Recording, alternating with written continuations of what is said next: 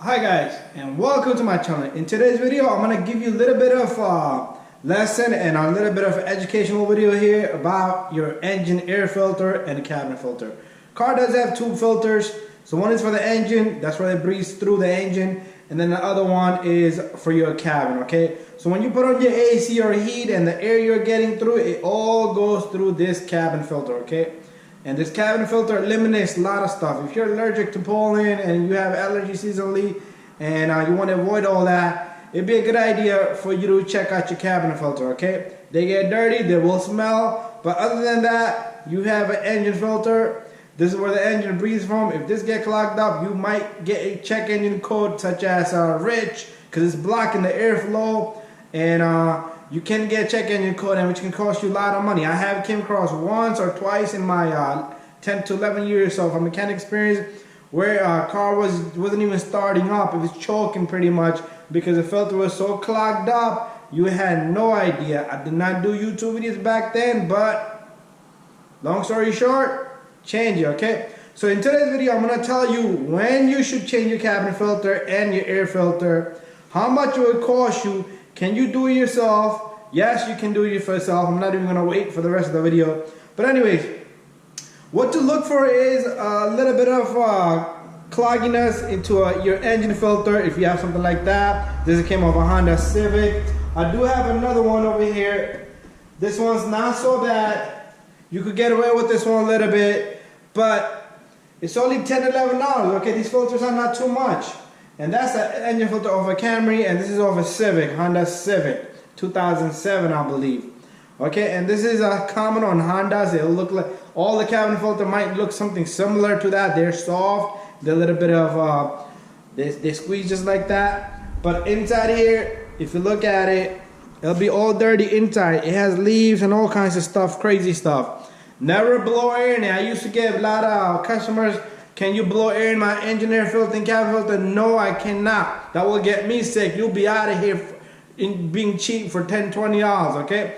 But if you go to a mechanic and he might charge you $60 to $80, dealership, $100 some for two filters. That's how much it usually costs when the customer comes in to me.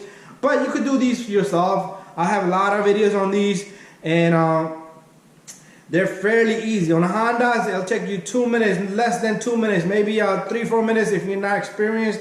But if you follow my videos, I have a lot of videos on that. Nissan Sentra, all the Nissans, the filter, cabin filters, all the way down there. It's hard to get to. Dealership charges like $60, $70 just in labor to get that filter out of there. Plus the filter will cost you over $100 just for a cabin filter.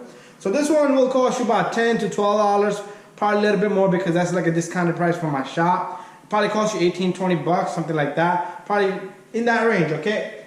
And your cabin, that was your cabin filter. Your engine filter, okay? What this is gonna cost you is around another $10 to $15, okay? So you can buy two filters for around $30 and do yourself, follow my videos. So the big question now is when you should change your cabin filter and engine air filter. So another question would be, should you change them together? I would recommend you change them together. That way they're done together as a set because they're both breathing. One for the engine, one for your cabin, okay?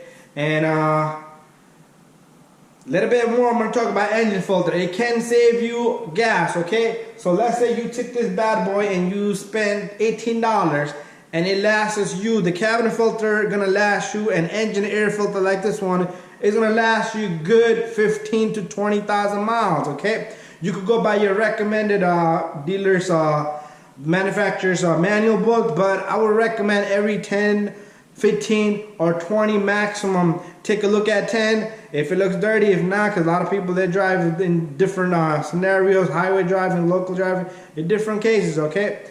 Anyways,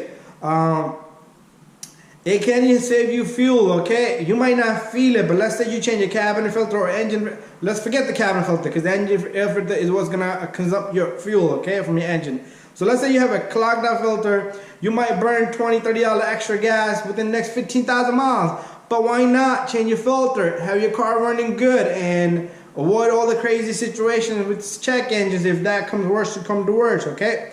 And you might not feel it like I said, but anyways, that's it. That's all we're going to talk about. So you're going to change your cabin filter, air filter every 10, 15, or 20,000 miles, okay? I would recommend at 15,000 miles, just get rid of it and put new filters together, okay? Engine and cabin filter together, both of them.